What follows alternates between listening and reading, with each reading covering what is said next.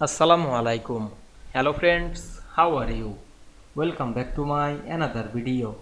In this video, I am going to show you how to make numbers bold in Microsoft PowerPoint. Let's get started.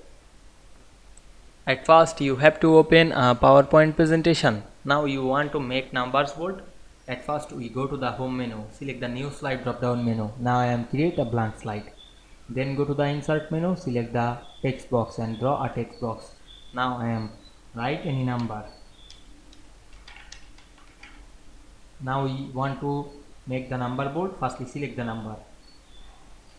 Then select the number, click and drag on our mouse and go to the home menu. Select the bold option. We can see we make a number bold very easily. You can applying the keyboard shortcut key. Select the number, then press Ctrl B. I hope you enjoyed the video. Please like, comment, share and subscribe my channel. Thanks for watching.